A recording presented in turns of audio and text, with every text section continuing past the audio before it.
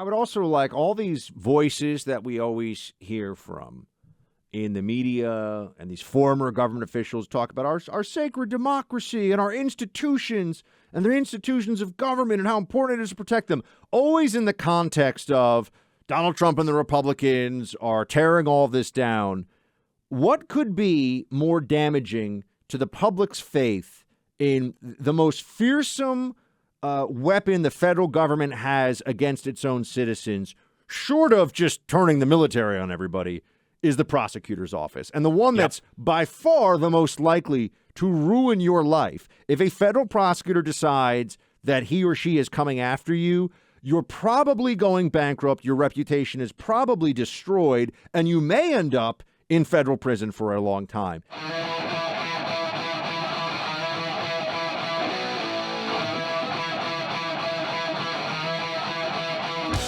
A lot of discussion out there, although I think it will fade quickly.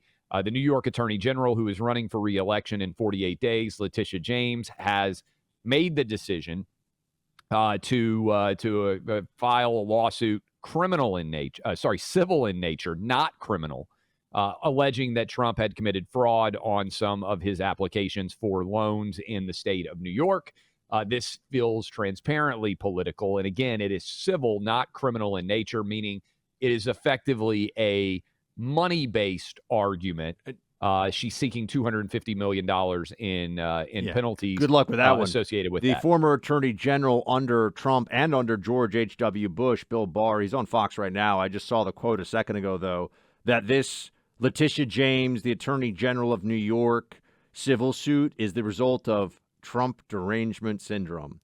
Barr is, I know people have their criticisms of him sometimes in this audience. He did some very good things under Trump. Him and Trump had a parting of ways toward the end of the administration. He's a very smart lawyer, and if he says that this is crazy town, it's crazy town. Well, and Buck, we said this in the first hour.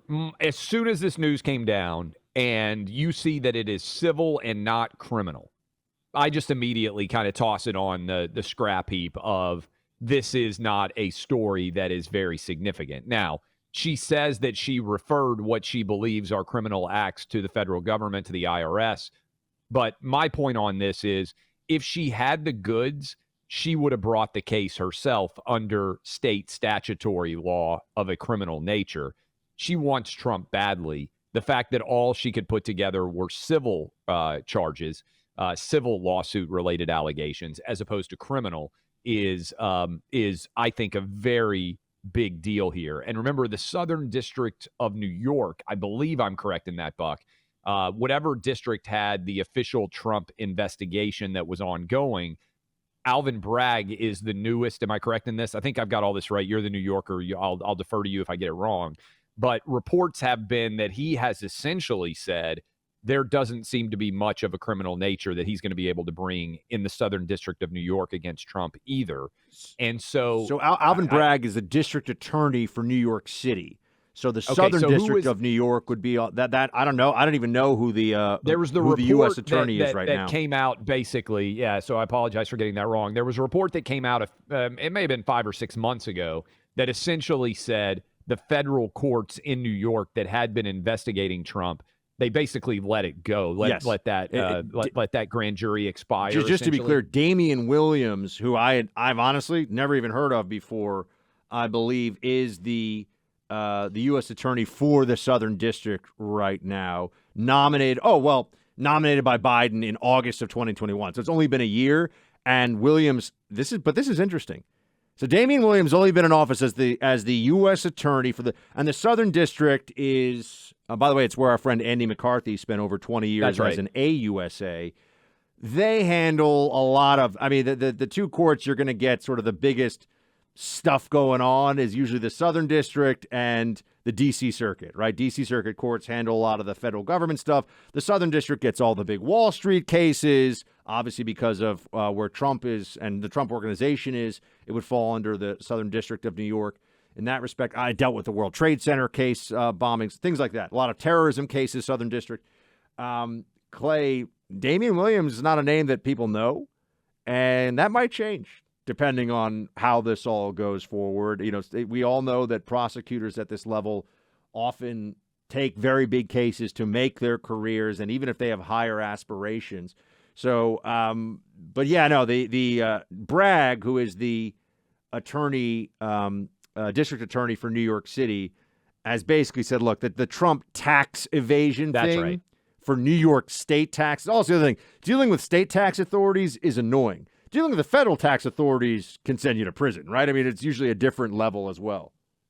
So my point on it is, and I kind of got all that mixed up, but there has not been any suggestion that criminal charges are coming out of the state of New York, either federal, state, or city-related charges of a variety of degrees. So Alvin Bragg basically has kind of waved the white flag. We don't know necessarily what the Southern District of New York would do. That would certainly be under the purview to a large extent of Merrick Garland, the Attorney General.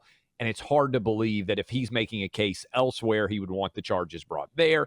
But the big picture here is, and I think it's significant, these are civil allegations. Letitia James has spent years trying to get Donald Trump. She promised that she was going to do it. She is running for re-election. In 48 days, she's on the ballot as the AG of New York. And she has only been able to make civil now allegations stick against Donald Trump. Still nothing criminal. I would also like all these voices that we always hear from in the media, and these former government officials talk about our sacred democracy and our institutions and the institutions of government and how important it is to protect them, always in the context of Donald Trump and the Republicans are tearing all this down. What could be more damaging to the public's faith in the most fearsome weapon the federal government has against its own citizens, short of just turning the military on everybody, is the prosecutor's office. And the one that's by far the most likely to ruin your life. If a federal prosecutor decides that he or she is coming after you, you're probably going bankrupt, your reputation is probably destroyed, and you may end up in federal prison for a long time. There is very little you can think of, I believe, that would be more damaging to the public's faith in the apparatus in the government than this maniacal get Trump, bring the suit, bring the investigation, look for more charges, leak more stuff from the prosecutor's offices. At some point, everyone's got to realize this is just nuts. These people, the little commissars, have gone too far. And we have to think about what the motivations are. Our staff, Greg, did a good job for us whipping this thing up. This is Letitia James talking about how she's going to go after Donald Trump. This is, again, the current New York Attorney General talking about going after former President Donald Trump. This is a montage. Listen to this. Will you sue him for us? Oh, we're going to definitely sue him. We're going to be a real pain in the ass. I will never be afraid to challenge this illegitimate president. We need to focus on Donald Trump. We need to follow his money. What is fueling my soul right now is Trump. This illegitimate president. I look forward to going into the office of Attorney General every day, suing him, and then going home. I mean, so, Buck, when you're a prosecutor and you brag that you're going to sue Trump, and then you sue Trump, I think there are a lot of people out there who say, yeah, this doesn't really feel like justice being blind, especially in an era in New York City and New York State when crime is rampant. All of the resources, I would love to know how much money they've spent investigating Donald Trump over this issue to file a civil lawsuit, not a criminal lawsuit. It feels like a swing and a miss by someone who was desperate to try to get Trump and send him away. And this is also why I think it's really important. It has been important and will continue to be going forward, that the benefit of the doubt with any of this stuff for any fair-minded person needs to go to Trump every time. Meaning, anytime you hear, oh, the walls are closing in, another investigation, Trump did this crime or that crime. No. This is a tactic. This is what they do. And this is why when we see the nuclear secret story in the Washington Post about the Mar-a-Lago documents, it's sorry. We do not trust the libs who push this stuff. We do not trust the prosecutors and FBI and investigators. They have broken our trust. They do not deserve our trust. Anything involving Trump, you have to start from this premise of this is dirty politics once again. Yeah, and I think this is also worth mentioning for people who might not have heard the first hour. You and I are now, however, in agreement that they are going to charge I think Trump it's probable with some they form will of charge. criminal. I never thought they were never going to charge Trump. I just have thought at different times. I think it's been, it's like the odds in Vegas have been changing, right? On the elections. I think that they've been seeing how it all plays out. I mean, the one that I'm going to have to come out here and do a big mea culpa if they end up with federal criminal charges against Hunter Biden. That will be a shock to me. If they bring an obstruction charge against Donald Trump for classified documents, I think the chance of that probably is 60-40 right now. Yeah, I think they're going to do it. And the timing on it, I don't think they'll do it before the election. But I do think it's worth contemplating for everybody out there because there'll be a lot of attention for this for a couple of days, and then it's going to get bogged down in civil litigation and go on for years. Trust me on this. The big story will be, she referred so many documents and so much information of criminal nature, and she claimed that she had it all.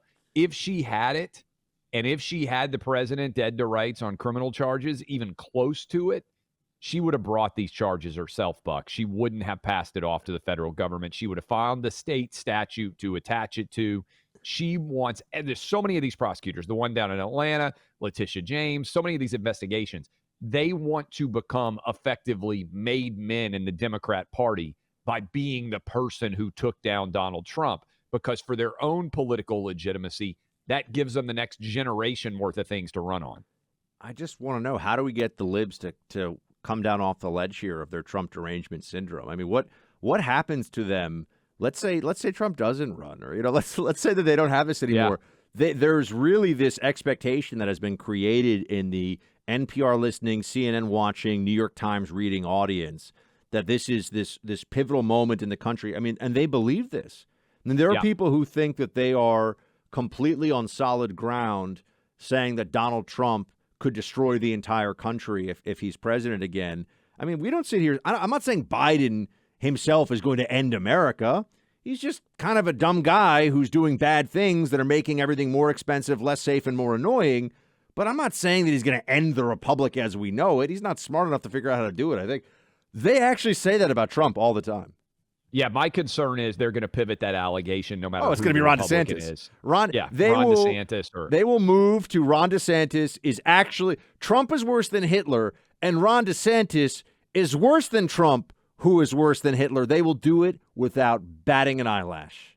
100%. So I don't know that it's going to go away. I think they've bought in so aggressively to the idea that their opponents are evil that the opponent doesn't even matter that much. Trump is to a large degree a symptom of their insanity, not the cause of it. That's my thesis now.